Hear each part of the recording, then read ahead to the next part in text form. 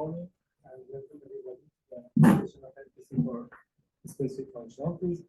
In this session, we will have three presentations. Two first ones will be in person, and the last one will be virtual.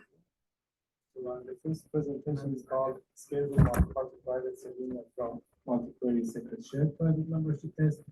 This is worked by Ian. Yeah, it's worked by sharing view and doing Go and sharing the view the Thanks for the introduction. Today I will present our work with Scalable Multi-Party Process Union for multi-query shared private membership test. And it's a joint work with Go. Process Union is a two-party protocol, sender for the set X and the receiver for the set Y. And the protocol outputs the union of X and Y to the receiver. Sender gets nothing. And at the same time, the protocol doesn't extend other information. Let's consider what the receiver can get from his input and output.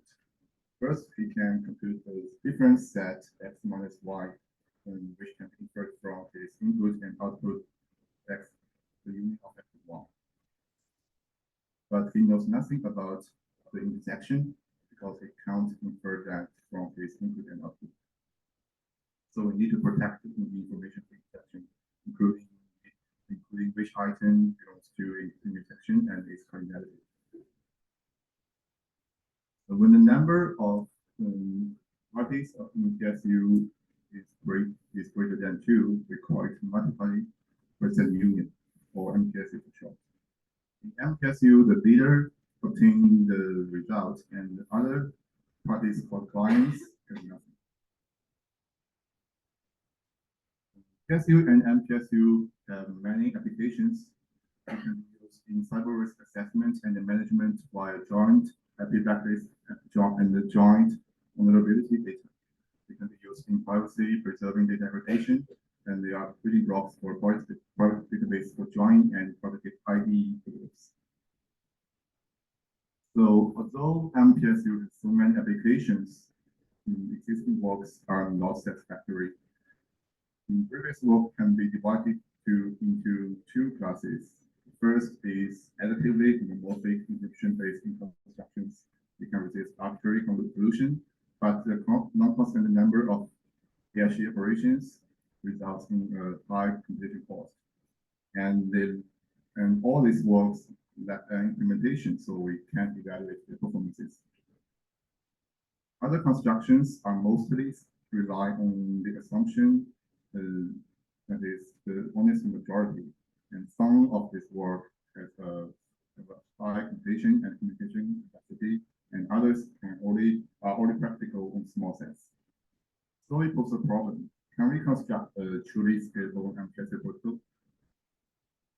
The answer is yes. We focus on selling honest setting and assume that the adversary doesn't output the leader and client simultaneously. We first introduced a new primitive called multi-query shared private membership test, or M2SSMP for short, and then proposed a new MPC framework based on MPC and secure shuffle. And this framework of MPSU can be slightly modified to compute multiple process intersection and the cardinality of the intersection and union. Finally, we demonstrate the scalability of our MPSU properties and implementation. Let me introduce the main idea. Let's recap the framework of two-party PSU. In two-party PSU, we could convert the union to the difference. That is, X, the union of X and Y can be converted to the union of Y and X minus Y. As we said, the difference set doesn't leak any other informations to the receiver, so this is pure that. And in KRTW 19, they proposed an efficient way to compute X minus Y, and is to combine a primitive called reverse private membership test for RPMT and object transfer. RPMT is a two-part protocol. In sender includes an element X and the receiver includes an set Y. And the receiver will get an indication date, EI. The EI, if XI belongs to Y, the EI equals to 1, and otherwise it equals to 0. And then the two parties can invoke an OT instance. The sender will put this element XI in the first message, and the receiver will use EI for his choice bit. And if XI belongs to Y, receiver will get XI. If if XI doesn't belong to Y, the receiver will get XI, and otherwise it will get running at. So if we want to compute the whole different set, we just repeat this process for 10 times. And in 333, TCL proposed a multi-query RPMT. That is, it can query multiple times in n RPMT instance. So we can compute the PSU from n RPMT instance and n OT instances. So let's consider the multi-party setting. For simplicity, we take the case of 3 parties. Using the same idea in the 2-party setting, we can convert the union of x1, x2, and x3 to the union of x1 and 2 different sets. That is x2 minus x1 and x3 minus the union of x2 and x1. We can compute the differences separately and then merge them. But this approach causes 2 problems. The first is how to compute the difference of more than 2 sets, such as x3 minus the union of x3 and x1. And the other is the different sets should be not reduced, so how to make it secure. Let's solve the first problem. We can further submit the different set to the intersection of 2 differences, and this x3 minus x2 and x3 minus x1. So we can compute the differences separately and compute the intersection. But if we use MQRPMT, it reveals the linearity of the small different sets. Because in the output of MQRPMT is an n-dimensional big vector, and the Hamming weight of it is just exactly the linearity of the set. So we need to protect the output of MQRPMT and meanwhile keep its ability to compute the difference. The natural way is to secret share the output of MQRPMT to 2 parties. That is called multi-query secret share polynomial test, or MPC short. In this function, 2-party sender and receiver will get 2 n-dimensional big vector E0 and E1, and the inclusive all of these 2 vectors is just the output of MQRPMT. So now we will show how to use MQRPMT to compute the difference. It's very similar to MQRPMT. We just change the input of OT. That is 2 examples. If the receiver of OT just use his output in MQRPMT as his choice bit, while the sender will construct the OT messages according to his output in the MQRPMT. If the output is 1, he will put his element to the second message, and otherwise he will put it to the first message. So whatever the location is, the receiver will get the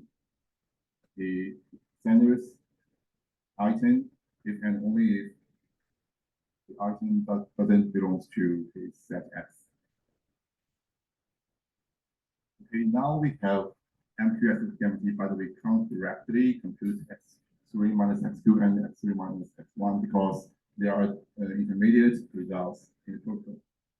And we don't know how to compute the intersection without using an MPSI protocol because MPSI will bring a huge additional overhead. So our approach is to use additive secret sharing to share the element X to 3 shares and use the share as the message of OT with AI. There are two examples.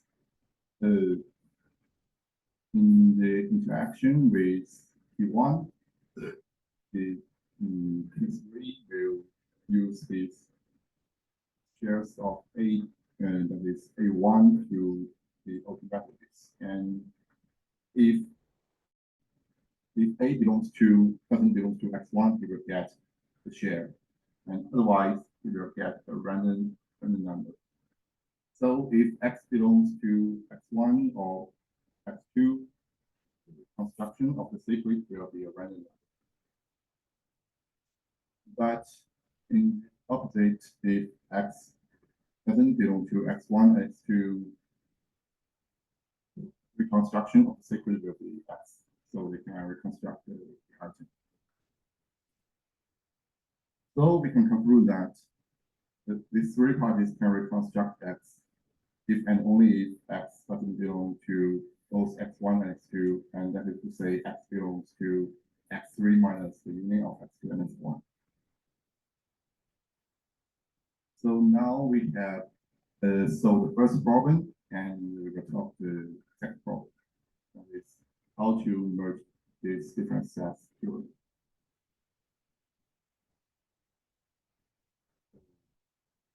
First, directly sending the share of the 2 different sets to P1 is not secure because there are linkages between the different sets and the shares, and P1 can know which different sets the share belongs to, so it can know the information of the intermediate results.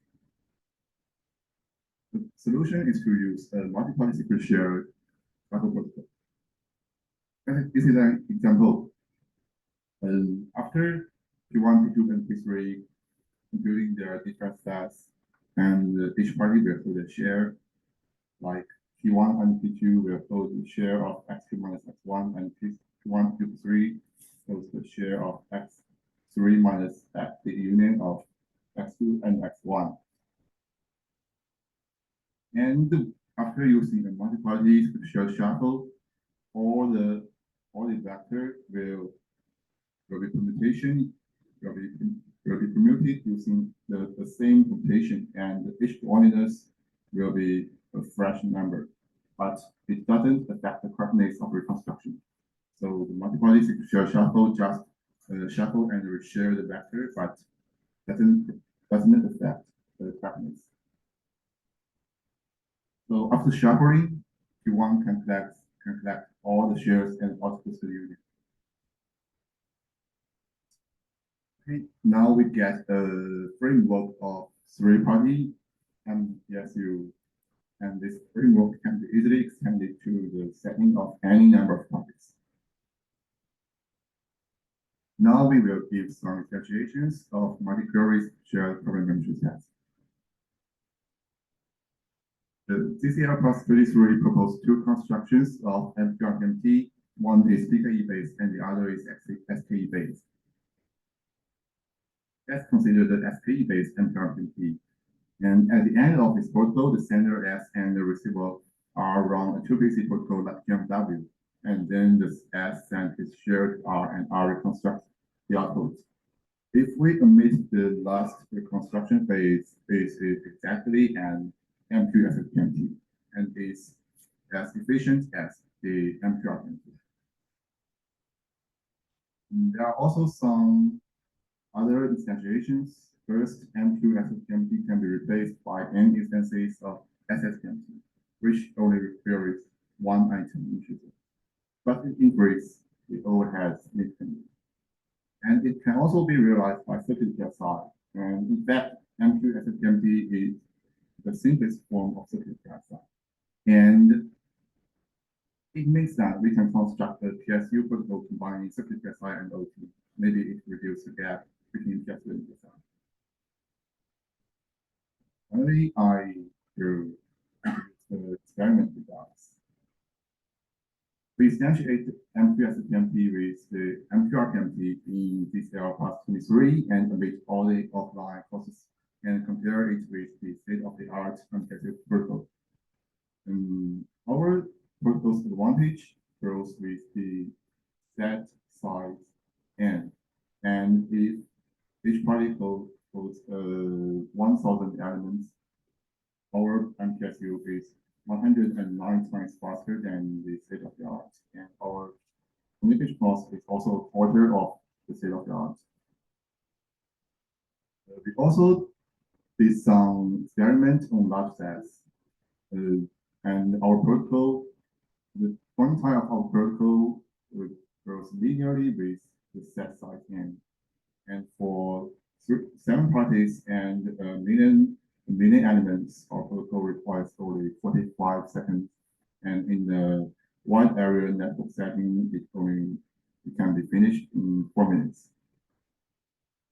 That's all my presentation. Thanks for your attention.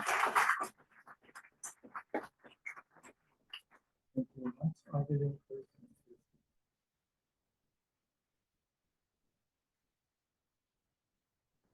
Thanks for the talk. So I know a lot of work on PSI has started to also focus on the funding setting, where you don't exactly reveal the like it says applications to like ride sharing, right? That's the ride, and then only like after some ride. So can your framework be extended to that setting? Sorry, you mean the framework can compute the like the fuzzy, so in fuzzy PSI, oh, you don't exactly reveal the intersection. You have a fuzzy version yes, of the intersection. we don't consider it, and there's no existing work doing that. Oh, PSI. Okay. There are works for PSI. Yes. Any other questions?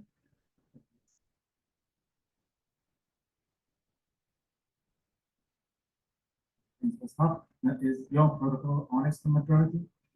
So we rely on an assumption that the leader doesn't lose with any clients.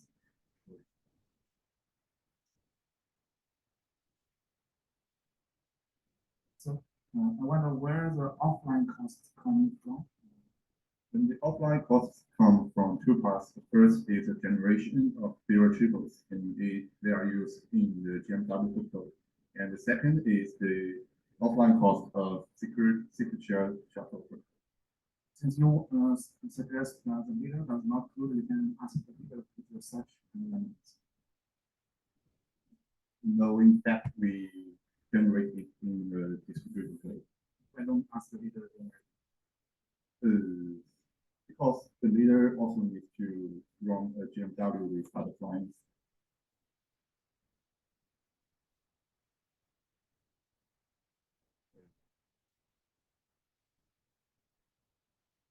since your assumption that the leader does not include, so you can simply ask the leader to not take out any assumption still holds. Yes, but the leader needs to execute an GMW protocol with any other clients. So in the protocol we participated, maybe he can use the triples he generated, but in the other protocols like P2, P3, or P4, maybe he can generate the zero triples for them. So that cost further reduced to Yes, that's right. any other questions?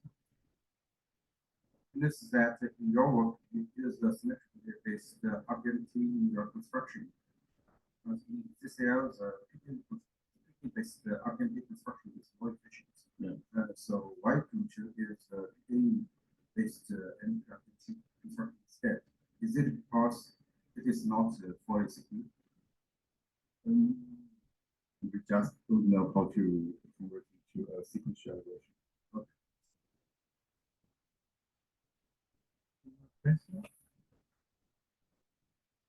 Yeah, just one short question. What was the cost that you paid for such an improvement on the transmit? Improvement, what was the cost that you paid for? Yeah, what is the cost that you have paid for? Any cost you have improved from the time? Your efficiency, your implementation, you have 100, yeah, this last one. 101, yeah, times faster than before. So what's the cost that you have paid to achieve this? The state-of-the-art carries any solution, and our work just assume that the reader doesn't properly train the solution. Thank you. Thanks. Thanks to the speaker again. Thanks.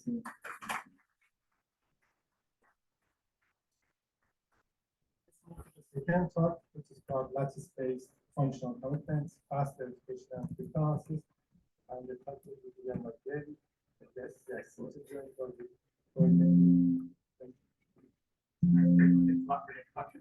Great. So yeah. Okay. Yeah, so I'll be talking about functional commitments. This is going to work with OPAM. So let me start by recalling the notion of a functional commitment scheme. With a commitment scheme, you can take an input X. You can take an input X, you can commit to it to produce some commitment sigma, and then later on, you can open the commitment to some value. And here, in the case of a functional commitment, when you can open with respect to a specific function f. So you can take a commitment to x, and then you can open to some function f evaluated at x. More formally, the commitment algorithm takes in a common reference string, takes in the input x, produces a commitment sigma, and some commitment state. And thereafter, if you want to open the commitment with respect to a function f, you take in the state, you take in a description of the function f, and it produces some opening. Finally, if you want to check that the opening is indeed valid, you take the commitment, the function f, and the purported value y, and the verification algorithm tells you whether y is equal to f of x or not. So this is the notion of a functional commitment. We can also consider a dual notion. So in the original notion, notice that we commit to an input x, and we open to a function f. You can consider a dual notion where you commit to the function f, and then you open at a point x. So again, you're opening to the value f of x, but you're committing to the function f, and you're opening to x instead. And then everything else is more or less the same. For simplicity in this talk, I'm only going to focus on the first notion where we commit to x, and then we open to a function f. It turns out that the results that's covered in this paper actually pertain to both the normal functional commitments as well as this dual notion of a dual functional commitment. Okay, so the main security property that we want on a functional commitment scheme is the binding property, which basically says that once you have committed, once you have chosen a commitment sigma, and you choose the function f, so once you have chosen the function f here, there's only one possible value that you can open to. So in particular, it should be difficult to produce two openings, pi0 and pi1, for a commitment with respect to the same function f, but two different values, y0 and y1. So once you've chosen sigma, and once you've chosen f, there's only one possible value that you can open to. The efficiency requirement we want on a functional commitment scheme is that the commitment and the opening should both be as short as possible. And when I mean short, I mean that the size of the commitment should scale polynomially with the security parameter lambda, but polylogarithmically with the length of the input. So the input could be very, very long, but the length of the commitment should be succinct, should be much, much shorter than the length of the input.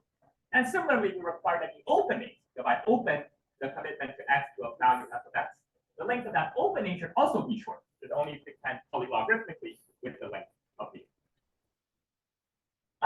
Well, in this work, we'll consider relaxation. This is very common for lattice-based constructions, where we do allow the length of the commitment and the opening to grow with the depth of the circuit that computes the function f. So we're going to consider functional commitments for arbitrary function depth. We will allow a dependence on the depth of the circuit that computes the function. And finally, a very useful property, especially in applications of functional commitments to constructing succinct non-interactive arguments or starts, is this so-called fast verification property. Namely, it says that the cost of the verification can primarily be pushed to an entirely offline phase.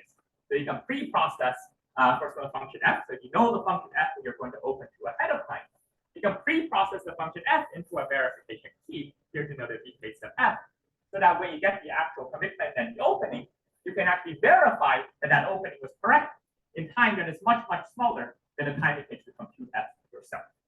And you might think that the fact that the commitment and the openings are themselves already very short already implies this property. It turns out that this is not true. In fact, if you look at some prior commitment schemes, it turns out that the opening or the verification procedure actually evaluates F homomorphically on the commitment itself. So even though the commitment string is short, the proof is also very short.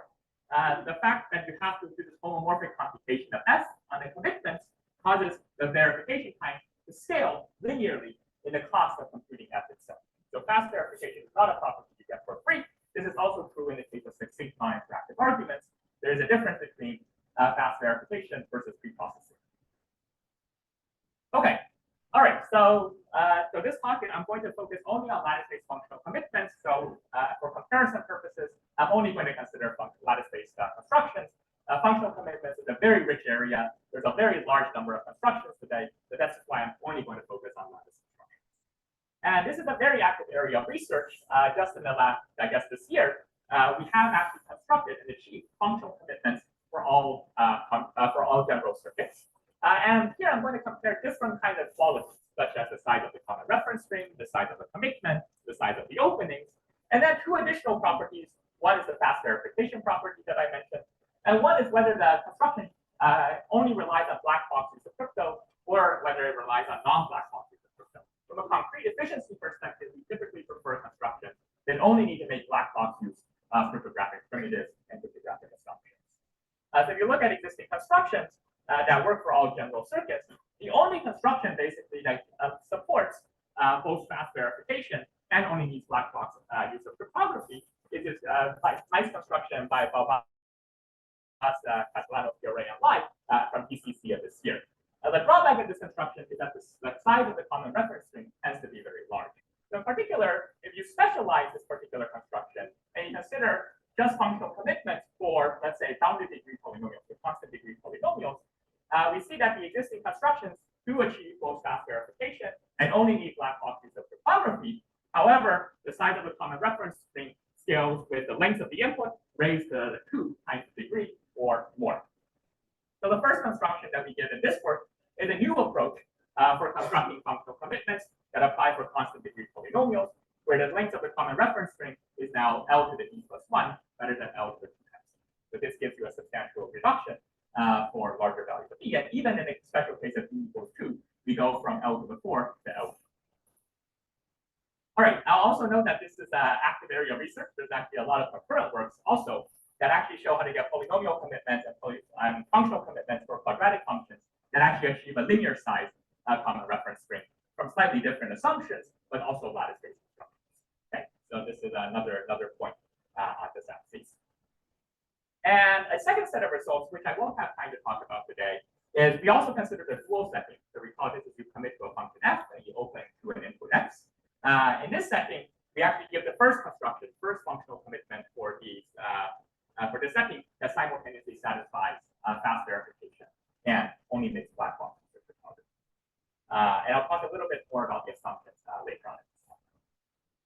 Okay.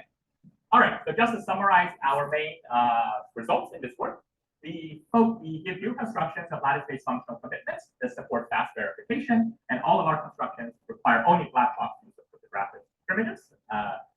First, we get a functional commitment for degree d polynomials, where the size of the CRS grows with input length raised to e plus 1. In a dual setting, we can actually get the first functional commitment for all bounded depth Boolean circuits that has fast verification and only needs black box use of crypto. And sort of a second contribution of this work is we actually start looking at stronger versions of these functional commitments. So if you actually want to use the functional commitment to build a succinct non-interactive argument, what would it take? Usually you have to strengthen this, the soundness requirement. You have to strengthen the security property from binding to soundness. And usually this requires bringing in some knowledge assumption. And recent works have introduced lattice-based knowledge assumptions for constructing lattice-based snarks and lattice-based extractable functional commitments. And basically in this work, we highlight a new kind of attack against these new lattice-based knowledge assumptions. The first thing that we do is we construct an oblivious sampler that essentially heuristically falsifies the knowledge prices assumption that was used for recent constructions of lattice-based snarks. And in fact, we can actually directly break extractability of some of these lattice-based functional commitments in certain special cases. I do want to stress here that our attacks do not currently break the binding security. So it does not break the basic functional commitment scheme, not a G scheme, nor the schemes I'm going to discuss. It only breaks the stronger extractable version of these constructions. And I should also mention that our attacks do not actually break soundness of the underlying snark currently. It only breaks the underlying assumption. So the existing security reductions do not apply under our attacks. But as far as I know today, the attacks do not extend to break soundness of the snark itself. And I'll talk a little bit more about this at the very end of this talk. All right, so this talk I'm going to focus on these two separate. All right, so the starting point of our new functional commitment scheme is actually our scheme from Asiacrypt earlier this year. And I'm not going to go into too many details of how the construction works. I'll just give you a very high-level sketch of how we support fast verification. So in the Asiacrypt construction, the common reference string for the functional commitment basically consists of a matrix A, and it consists of a bunch of additional matrices W1 up to WL, where L is the length of the input. So I'm committing to a string of L bits long. So I'm going to have one matrix for each of the bits of the input. And then there's one additional component at the end, which is some kind of lattice trapdoor that's related to these other matrices. The structure of this trapdoor will not be so relevant for that. And the main commitment relation, or the main verification invariant that underlies our previous construction is basically this equation here. C here is the commitment, and the commitment should satisfy the following property. If you multiply the commitment by the ith W matrix, right? So remember, there's a W matrix for every bit of the input. If you multiply by the ith matrix, you're going to basically get an encoding of the ith bit. So xi times g, g is some special gadget matrix. Doesn't matter if you haven't seen it before, but it gives you an encoding of the ith bit minus a times vi. So a is this matrix here, and vi is a short matrix. Matrix with small entries. This will be your opening. Okay, so this is the structure of the previous functional commitment scheme. And it turns out that with this structure, you can actually support functional openings for general circuits. The trapdoor in the common reference tree that I mentioned earlier, it basically gives you a way to efficiently sample the C and the VIs that satisfy this verification relation simultaneously for all bits of the input. So you want to find a C and E1 up to VL that satisfies this relation for each bit of the input. That's the difference. It turns out, for reasons that I won't have time to tell you today, that the structure of this particular relation does not support fast verification. Namely, in order to verify that a commitment is valid for a particular function f, you actually have to homomorphically evaluate the function f on your commitment itself. But this is the structure of this commitment scheme does support homomorphism. All right, so the approach that we're going to take in this work is we're going to take a chaining approach. And essentially what we're going to do is we're going to add additional components to the common reference string. So before, the common reference string basically stopped here, right? I gave out one matrix for each bit of the input. And now suppose I wanted to extend, I want to get more functionality. Suppose I want to support quadratic functions. That will be the example I did with this talk.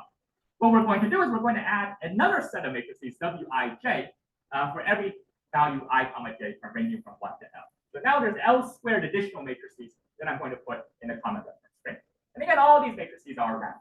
Yeah, just uniform random things. So in the previous construction, the key relation was if I multiply C by Wi, I get an encoding of xi. We're going to have the same relation, but we're going to add one more. We're going to say that if I take Wij, so we have another set of matrices here, and I multiply it by the commitment, I again get an encoding of x of I, but with one caveat. The difference is instead of G here, I have Wj. Right? So this is why I say it's a chaining approach. Right? We're going from Wij to Wj. But, and then the rest is the same.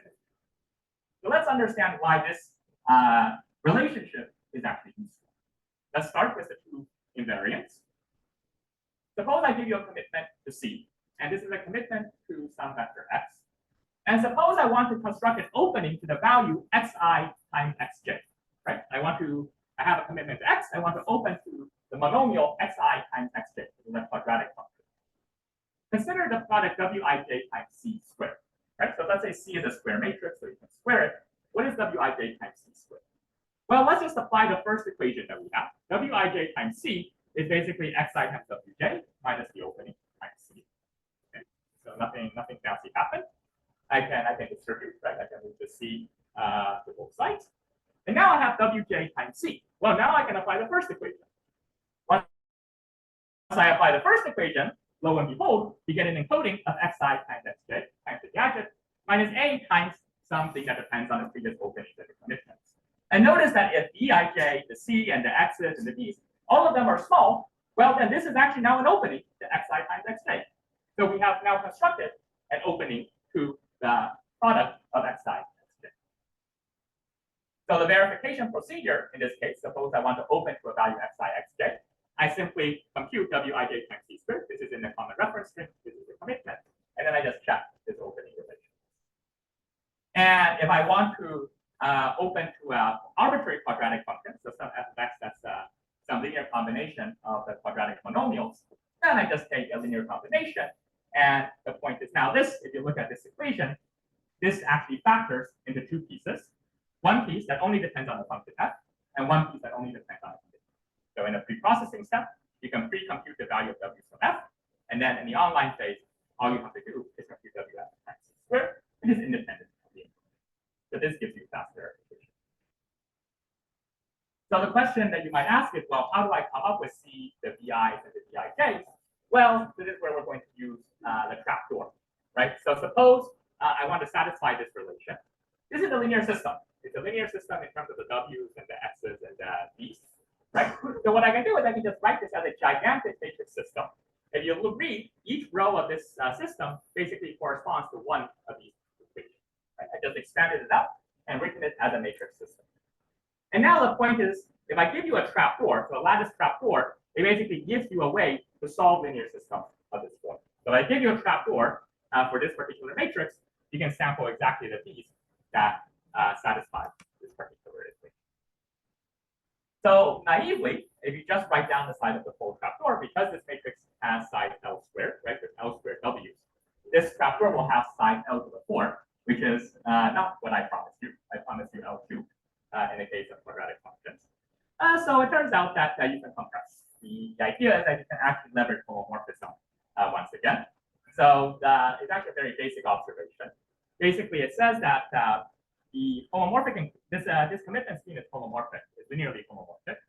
Namely, if C1 is a commitment to X1 and C2 is a commitment to X2, then if you add the commitments, you get a commitment to the sum, right? So rather than give out the full trapdoor, what can I do instead? Well, I can just give you commitments to each of the basis vectors, right? I give you a commitment to 1 followed by zeros, then 0, 1, 0, 0, 0, 0, 0, 0, 1, 0, 0, 0, 0, and so on. How many basis vectors do you need? Well, you need L of them, right? You're trying to commit to a vector of length L.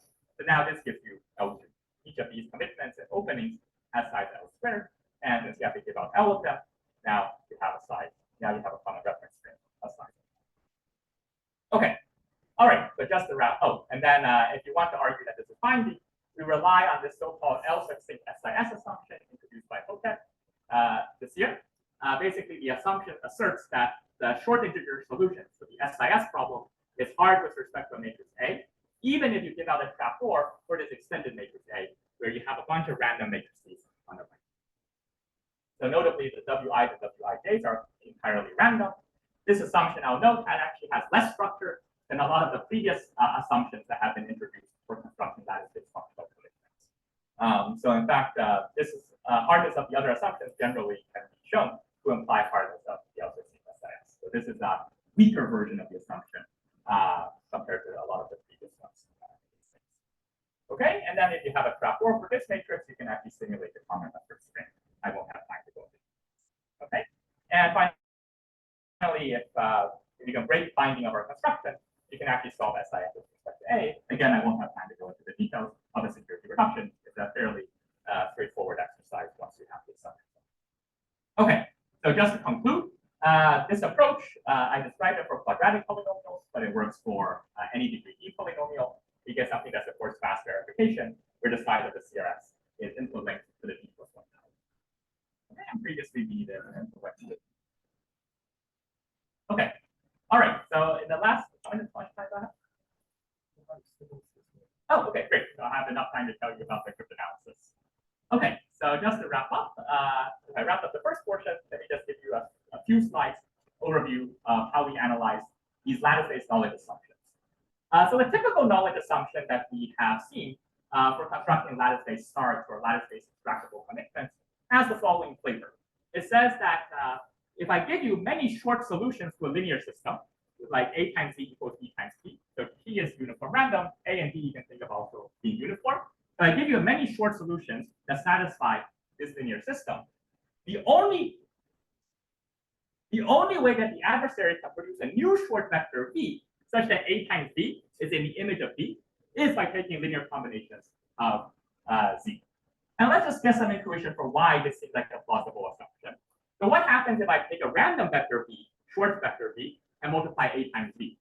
Well, that will give me basically a random looking vector in a much, much larger space. And because B is a tall matrix, right, it's tall and very narrow, this is a very sparse, the image is very, very sparse, right? So if I just sample a random B and multiply it by A, I'm going to get something that lies outside the column span of B, right? So the knowledge assumption for these underlying these lattice-based starts and lattice-based practical commitments basically says, well, the only way that you can find a short pre-image of something in the image of B is by taking a linear combination of things you already have. That's the only way that you can produce it. So in this work, we actually give an algorithm that allows one to obliviously sample a solution to this linear system. It samples a V such that A times B equals B times C without an explicit knowledge of some linear combination of the short items. And this is, from a heuristic perspective, should falsify the underlying knowledge assumption. It gives us an algorithm that can sample something, but without actually constructing an explicit linear combination. And the question is, does there exist some algorithm that can explain the strategy that I'm about to describe as taking a linear combination? As far as we know, we don't know, basically, is the short answer. Okay, so how does this oblivious sampler works? It's actually quite simple in hindsight. So what we're going to do is we're going to start with the relation that we have, A times C equals B times T. And I just want to rewrite it a little bit. I'm going to rewrite it as B times G times T inverse of T. So notice that B times G times T inverse of T is just another way of writing B times T. So I haven't done anything fancy. So I've just rewritten this expression, move things up, move the B times T to the left-hand side. Right? So nothing fancy has happened. But if you stare at this equation, this might seem familiar, especially if you've worked in lattices before. You might say that if Z and T are random-looking things, then, and you have sufficiently many samples, you have Z and T are very, very wide, then this is heuristically an A-pi basis for the lattice spanned by A concatenated with B times G. Right? So you basically have an A-pi basis in the common reference frame. And once you have a basis, well, what can you do with a basis? You can sample short pre-images. So let's just do that. We're going to basically use this basis, this B star here, and in conjunction with the classic rounding algorithm of phi, to sample a short solution in a kernel of this matrix. Right? So the approach is quite simple. We're going to start with a random large solution Y, such that A times DT times Y is equal to 0 or 2. Yeah. This you can do by Gaussian elimination. There's no constraint on a norm of the input Y. And now assuming that this is the heuristic leap of faith that we're going to take, assuming that this matrix here is actually full rank over the rationals or over the reals, you can find a solution Z over the rationals or over the reals such that B times Z is equal to Y. This is by linear algebra. Again, Gaussian elimination suffices. And finally, once we have this, basically I'm just going to round off this rational solution. Right? So this is a solution that's not over the integers. I need a solution over the integers at the end of the day. So what I'll do is I'll just round. And notice now that once I have done this, I have now a new solution Y star such that A times BG times Y star is equal to 0. And notice here that we never took a short linear combination of anything. What we did was we took a long linear combination and then we rounded it off over the rationals. The question is, does this correspond to taking a short linear combination of basis vectors? We don't know, right? And plausibly, if there is no such way to explain sort of the phi rounding algorithm as taking short linear combinations, then this would actually falsify the knowledge assumption. Okay? So the question that I'll leave you with is, this is something that we don't know how to prove, but we believe to be true. Can we actually explain such solutions as taking a short linear combination of C? We believe that this is something that we do. So just to recap, the way that we analyze the knowledge assumptions is we started by writing down the key verification relation, express the key verification relation as finding a non-zero vector in the kernel of some lattice, and then use the components in the common reference frame to basically get a basis for this lattice. And once you have a basis, you can do oblivious sampling. So what are the implications? We give an oblivious sampler for the integer variant of the crisis assumption introduced in the work of Albrecht et al. And when we communicated the result for Martin, he actually implemented and affirmed that the oblivious sampler actually does give short solutions to the problem. That's sort of the heuristics that we're using, like these linear independence things and so on. These are actually satisfied in practice. In fact, you can actually directly extend these attacks to break extractability of the functional commitment. So the functional commitment that I described earlier in this talk does not satisfy extractability security. You can actually use the sampler to directly give an attack against the stronger notion of extraction. And you can also use it to break extractability of the integer variant of the linear functional commitment as being introduced in the work of Albrecht et al. And here, basically, we show that if there exists an extractor, so if the scheme is secure, then the extractor would solve a computationally hard problem. Which problem? The inhomogeneous SIS problem. So basically, you have a choice now. You can either believe the scheme is secure, or you can believe the inhomogeneous SIS problem. You get to only make one choice among those two. And I'll emphasize here that the major open question here is, can we extend these attacks to actually break soundness of the snark? You might say that we broke the linear functional commitment, so certainly we must have broken the snark as well. Turns out that the snark uses a functional commitment for quadratic functions. Our attack critically relies on linearity right now, so we don't know how to generalize the attack to work on the snark itself. But it would be very interesting to see if the same ideas can be applied to directly break soundness of the snark itself. Or you can say that if the snark is sound, then SIS is false. So then it'd be something like saying that assuming SIS is true, then the snark is unsound. Okay. All right. So just to wrap up, there's sort of two main themes in this work. One is constructing new functional commitments that have fast verification. And the second is we provide new cryptanalysis of knowledge assumptions of these new lattice assumptions. So I'll leave you with a couple open questions. So one is, can we get functional commitments with fast verification just from the standard SIS assumption? Right now, we're relying on the L-set synced SIS, which is a new and falsifiable version of the SIS assumption, or generalization of the SIS assumption. Ideally, we can just do it from vanilla standard SIS. Can we get cryptanalysis of the actual lattice-based snarks based on the knowledge prices assumption? Our attacks heuristically show that this assumption probably does not hold, but as far as we know, the snark can still be sound. So can we extend the attacks to actually apply to the snark itself? And I think that the final direction that I want to leave you with is that can we find a way to formulate new lattice-based knowledge assumptions that avoids these attacks? So we spend quite a bit of effort trying to find a new way of formulating lattice assumptions that would resist our general framework. We were ultimately not successful, at least as of now. So I think this is a really interesting question, especially if we want to use lattices to build provably secure snarks. What kind of assumptions do we need to formulate? I think figuring out what those knowledge assumptions would have to look like is a fascinating direction. With that, I'll conclude. Thank you.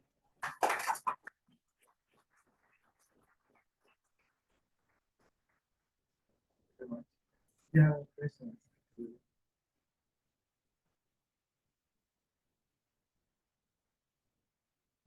Thank you for your nice speech, and I have also read the paper you made in the Eurogroup. It's also very impressive.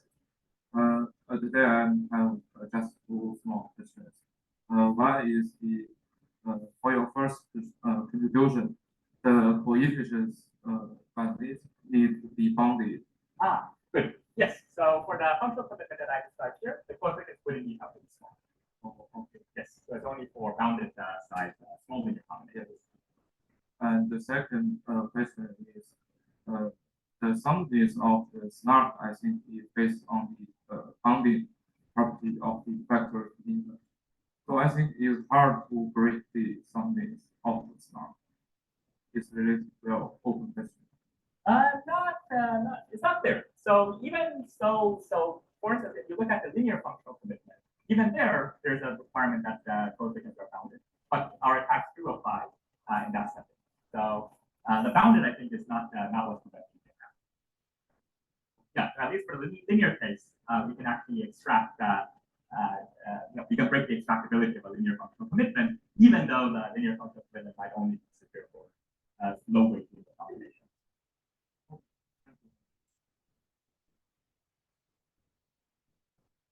Thanks for the great talk. I'm not reading your paper, so maybe my question can see after reading your paper. So at the beginning of your talk, you mentioned that the new version you can commit a function and then evaluate different actions. That's right. How the parameter looks like when you commit a function? You are talking about the Ah, okay. For example, the CRS will basically when I create a function. Mhm.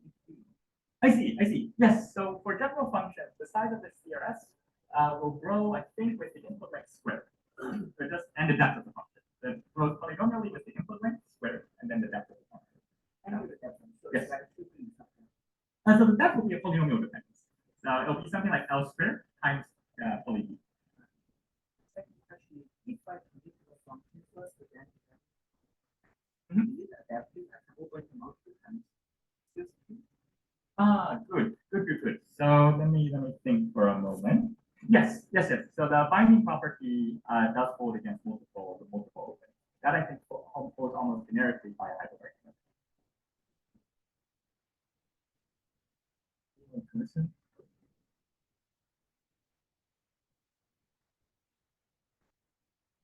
Thanks for your great talk. I have one question. I want to know if your lattice-based function primitive can be used to replace the traditional hash-based or discrete logarithm-based polynomial primitives to the existing construction of SNAP, meaning that you can use it to compile the IoT to.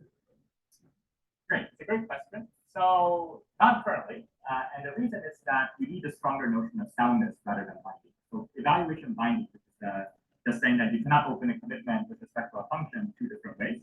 That is not sufficient for the general compiler of, let's say, polynomial commitment plus IoT to SNARK. You usually require a stronger notion of extractability in order for that to work. So unfortunately, this does not work out of the box, and sort of our attacks demonstrate that there's going to be inherent limitations if you try to directly apply the compiler. Now, that said, it may still be the case that you apply the compiler and you have a construction that you don't have an attack on. You also don't have a proof of security.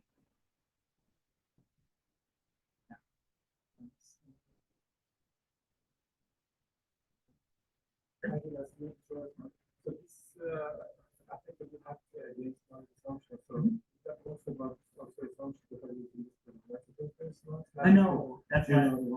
Yeah, it's a great question. So we did not check. So the direct approach does not apply to those assumptions. It is possible that the ideas from here can be similarly applied to analyze the assumptions underlying designated verifier structure. That's something that we can understand. Then thanks. Thank you. Again.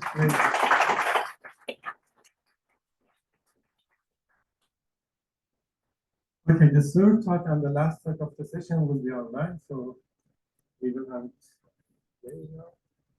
Yes, it's titled Unconditional Secure Multi-Party Computation for Symmetric Functions with Low Bottleneck Complexity, and Leo Eriguchi will give the talk. So, hello everyone. Can you see my slide? Yes, we can see your slide and we can hear you. Thank you for the introduction. I'm Reo Eriguchi. Today I'm going to talk about unconditionally secure multi-party computation for symmetric functions with low bottleneck complexity. Let's start with the concept of secure multi-party computation, or MPC for short. In this study, we focus on a scenario with n parties, each holding a private input bit, and they want to compute a function h on these private inputs. The security of MPC ensures that even if an adversary corrupts a subset of the parties, she cannot learn information on these private inputs beyond the output. And in more detail, we assume that the adversaries are semi-honest, that is, they do not deviate from the protocol.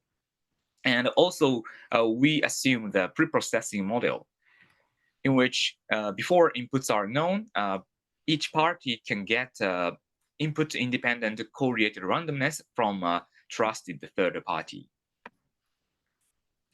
In this study, we focus on an efficiency measure called bottleneck complexity, introduced by Boyle et al. This measure captures the load balancing aspect of MPC protocols. For example, in a standard MPC protocol, some party often needs to send different messages to all the other parties. So then she has to bear a communication proportional to the number of parties. So in the context of large-scale MPC, this can pose an efficiency bottleneck. So to address this limitation, the concept of bottleneck complexity was introduced. The bottleneck complexity of a protocol is defined as the maximum per party communication cost. So for example, in a protocol with low bottleneck complexity, each party communicates messages only with a limited subset of the parties. So then the per party communication cost is possibly sublinear in the number of the parties. So this makes the protocol well suited for large scale networks. So now we review the previous results on the bottleneck complexity of MPC. First of all, Boyle et al. Show that it is impossible to construct secure MPC protocols for general functions keeping sublinear bottleneck complexity.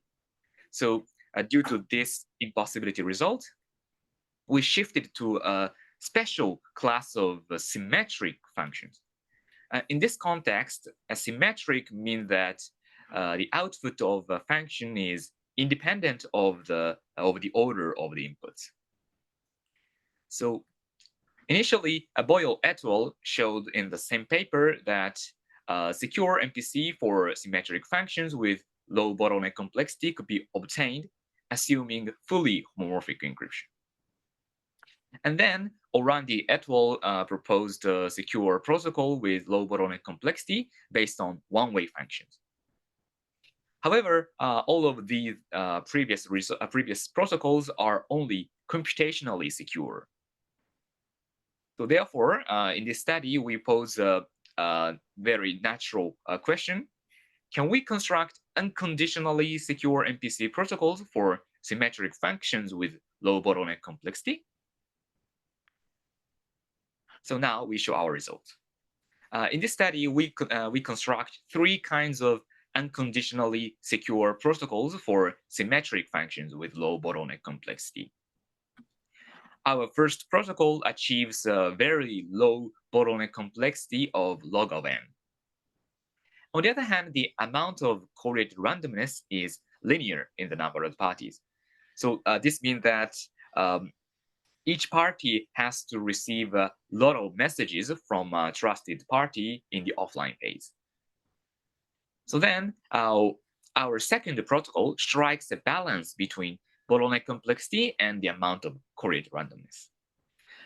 It achieves the bottleneck complexity and the correlated randomness, both of size n squared. Finally, we propose our third protocol, which further reduces bottleneck complexity and the amount of correlated randomness. However, this comes at the cost of giving up a dishonest majority. So we note that our first protocol was also independently discovered by Keller, Orandi, Baskin-Chernyavsky, and Rabi in a concurrent work. Next, these protocols are designed to compute worst-case functions among all symmetric functions. So we also propose more efficient protocols tailored to more specific functionalities, such as the AND function and private set intersection. In the rest of this talk, we will explain the technical details of our first protocol and our second protocol. As a warm-up, we start with a very simple protocol for computing the sum of inputs over some abelian group G. So in the offline phase of that protocol, a trusted party computes an additive sharing of 0 and distributes these shares to the parties. At this stage, we can see that the amount of correlated randomness is only a log of the size of G. In the online phase, parties communicate in a round table manner, and each party adds a masked input xi plus ri to a message from the previous party. Then the last party can get the sum of inputs plus the sum of these masks. On the other hand, these masks are additive shares of 0, so it's equal to the correct output. So this protocol means that, for example, the problem of opening secrets can be done with low bottleneck complexity. So before getting into the details of our protocols, we first recall the basic observation about symmetric functions. If a function h is symmetric, then the output of h depends only on the number of ones in the inputs. So therefore, there exists a function f which maps the sum of inputs, which counts the number of ones into the output of h. So then the task of computing a function h is reduced to the computation of the corresponding function f on the sum of inputs. So to address this problem, we will use the technique of one-time truth tables, which allows secure computation of a function f based on its truth table. Technically, first, a trusted party computes an additive sharing of a random number r, and simultaneously he distributes shares of unit vector with a 1 at position r. Then parties first open a masked value s minus r, and they locally permute this unit vector with a shift s minus r. Then this enables parties to get a share of a unit vector with 1 at position s. So finally, parties locally multiply this share vector by the truth table of f. So then they can get an additive share of f of s, and then jointly reconstruct shares and obtain the correct output, f of s. So now we provide the formal description of our first protocol. Recall that secure computation of a symmetric function can be reduced to the computation of the corresponding function f on the sum of inputs, so denoted as s. So in the offline phase of the protocol, a trusted party samples a random number r within the range of 0 to n. And he distributes the share of r to the parties as correlated randomness.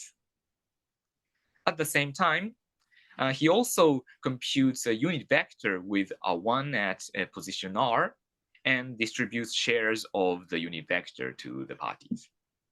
So at this stage, we can see that the size of correlated randomness is on, because she has to receive n shares.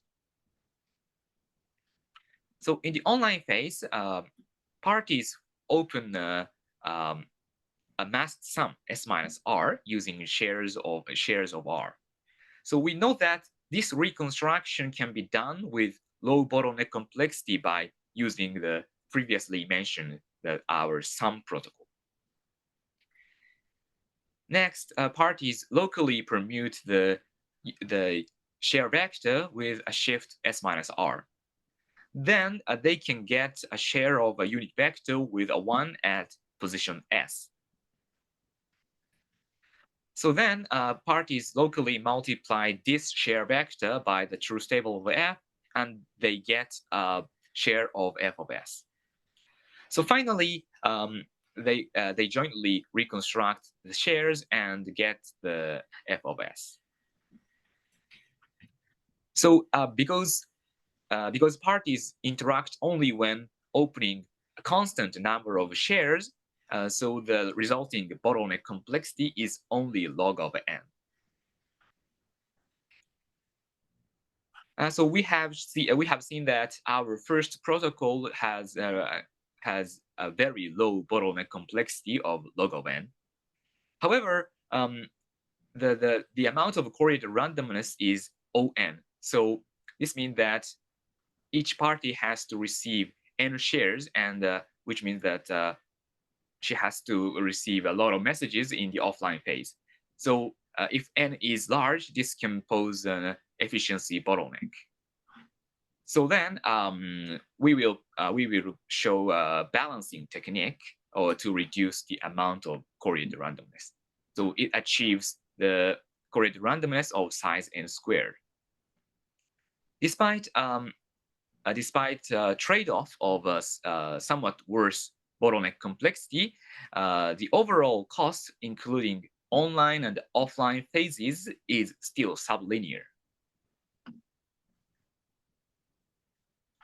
So we observe that in our first protocol, the computation of the corresponding function f is expressed as the product of n-dimensional vectors.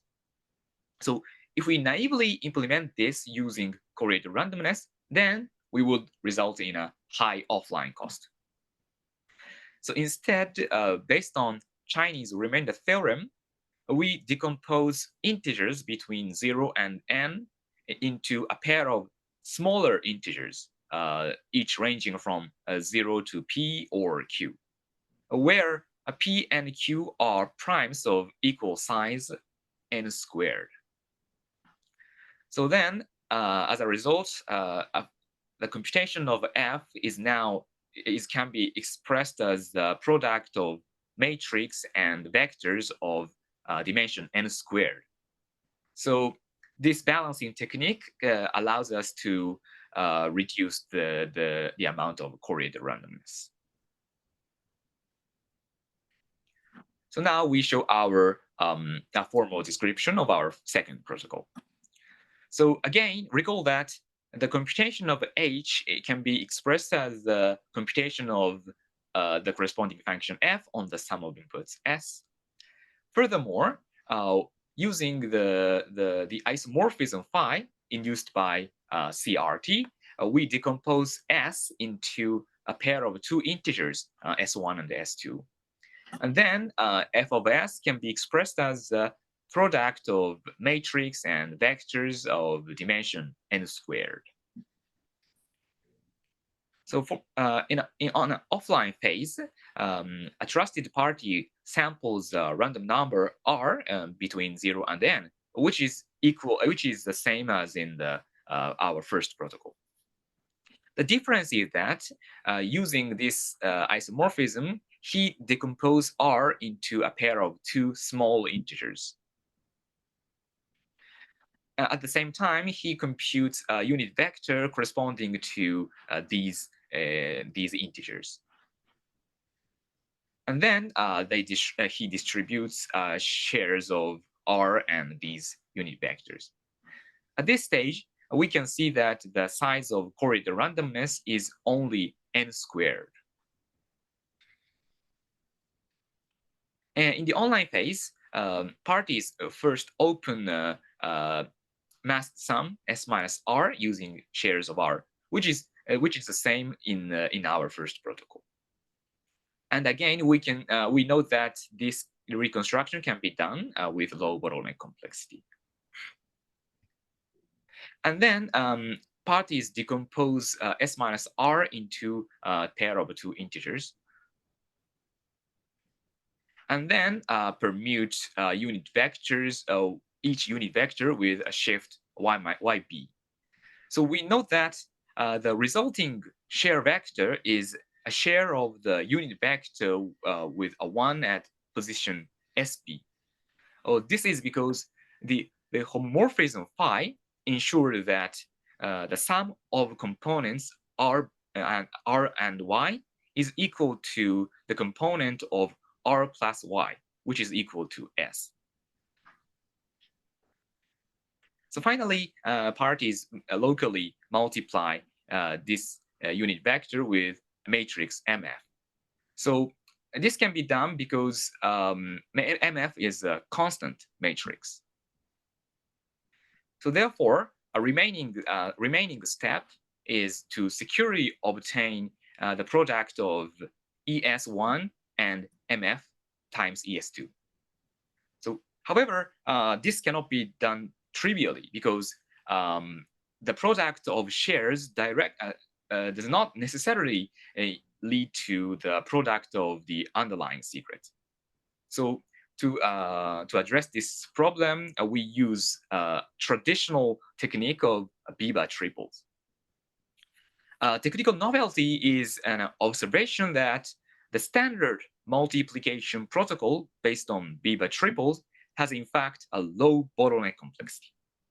So specifically, both bottleneck complexity and correlated randomness of that protocol are constant per multiplication. So to see this, recall the standard multiplication protocol based on Biba triples. Assume that parties have additive shares of secret bits x and y, and the goal is to get a share of x times y. In the offline phase, a trusted party samples random bits a and b and sets c to a times b, and he distributes shares of this triple. In the online phase, parties open masked bits x minus a and y minus b, which can be done low bottleneck complexity. And then parties locally compute shares of x times y by using this formula. This step can be done locally because this formula only involves local computation. So therefore, both bottleneck complexity and correlated randomness of this multiplication protocol is constant per multiplication. So because we want to compute the multiplication of involving the vectors of a dimension n squared, so n squared Biba triples suffice. So therefore, we can conclude that bottleneck complexity and correlated randomness of our second protocol is n squared. So finally, we summarize this talk. The bottleneck complexity captures the load balancing aspect of MPC protocols. So it was known that general functions cannot be computed with low bottleneck complexity. So previous protocols focus on a special class of symmetric functions. However, all of these previous protocols are only computationally secure. So in this study, we construct three kinds of unconditionally secure protocols. We also construct a more efficient protocols tailored to specific functionalities such as the AND function and the PSI. Finally, regarding future work, it is interesting to find the optimal bottleneck complexity of computing symmetric functions. Next, so regarding this problem, can we derive a lower bound on bottleneck complexity for computing symmetric functions? Finally, in this study, we assume that adversaries are semi-honest. So the natural question is, can we achieve malicious security unconditionally? So Boyle et al. Previously showed the generic compiler from passive to active security, but it was based on heavy cryptographic primitives. So it is interesting to remove such cryptographic assumptions. This is end my talk.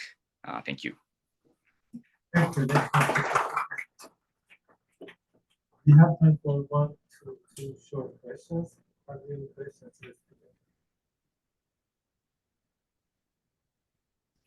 Seems no. So, Leo, thank you very much for being online for your first time.